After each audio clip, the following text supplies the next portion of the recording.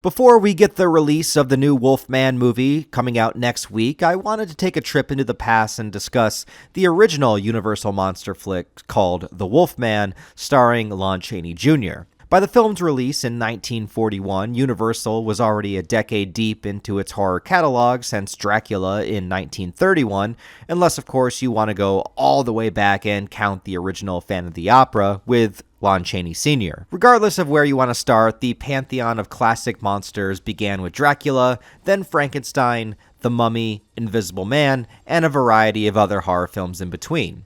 But the first movie that focused on a werewolf was actually Werewolf of London from 1935, though it's not connected to The Wolfman in any kind of story way, and even though it doesn't quite maintain the same legacy as its successor, it still is a great horror film from that era and served as the inspiration for John Landis's American Werewolf in London, that is often hailed as the best werewolf film of all time. And unlike Dracula or Frankenstein, The Wolfman is not based on any specific pre-existing source material, but does take the classic piece of mythology with lycanthropes and modernized it for the current time period. The idea of being cursed to become a beast-like creature that acts upon its primal desires is something that was prevalent through multiple different cultures when talking about werewolves. Maybe it's just a vessel for us to act out our darkest intentions, where we are not confined to a civilized world or law and order. There's lots of subtext with werewolves, mostly violent or sexual, and there's many ways to interpret what werewolfism means.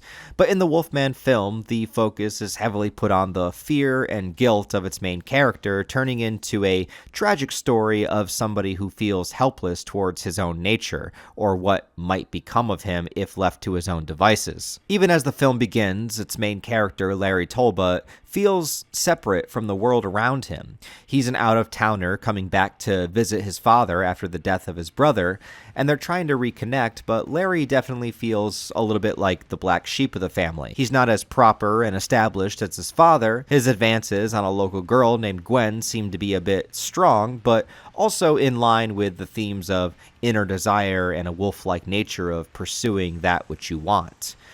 But whether it's him surrounded by more proper people or finding out that Gwen already has a fiance, all of the beginning portions of the movie seem to put Larry in a position where he's already the outcast before even becoming a werewolf. Bela Lugosi is in this movie, famous for playing Dracula, but he appears here as a fortune teller who turns out to be the original werewolf, attacking a girl in the woods that Larry saves. He manages to kill the wolf because the cane he has happens to have silver attached to it, but in the process he is bitten, and no wolf body is found, only the body of the human fortune teller.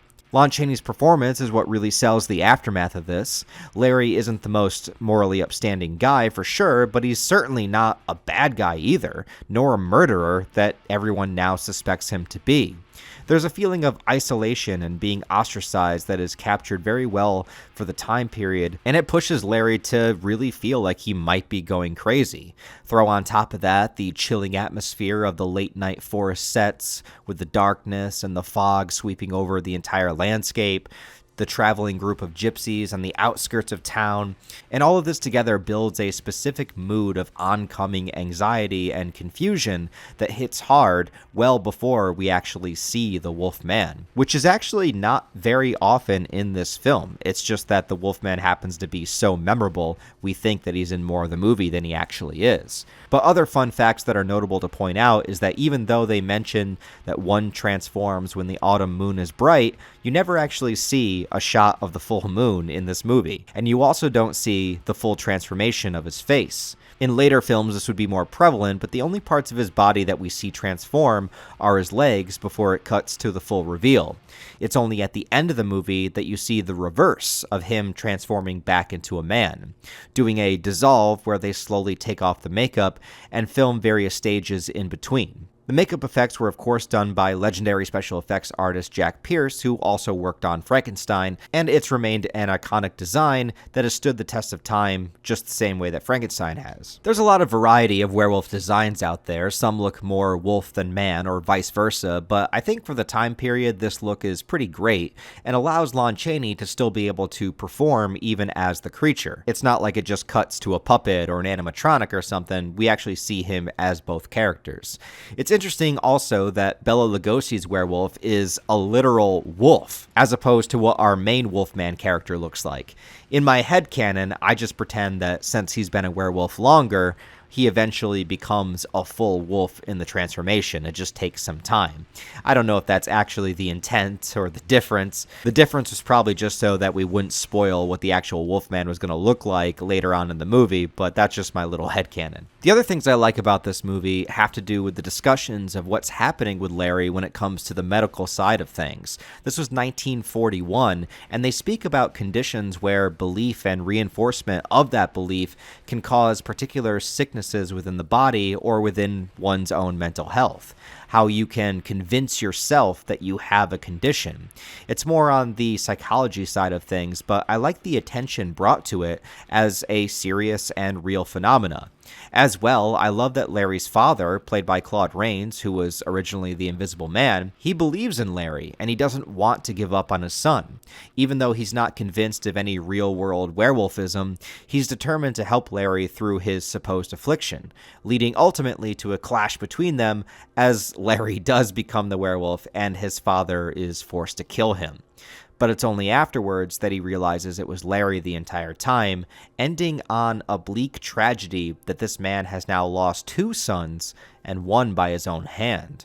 Although the story plays out that the townspeople will think that Larry died a hero, killing the wolf, but getting bitten and dying in the process, it's still a tragedy overall that his father knows the truth. Of course, this wouldn't be the end of the Wolfman character. A few years later, in 1943, the Wolfman, alongside the Frankenstein monster, would be the first 2 monsters to have a crossover film in Frankenstein Meets the Wolfman, a film that, while not as dark or serious as the original of either series, is a pretty fun ride and legendary in its own right for being the very first versus film of its kind.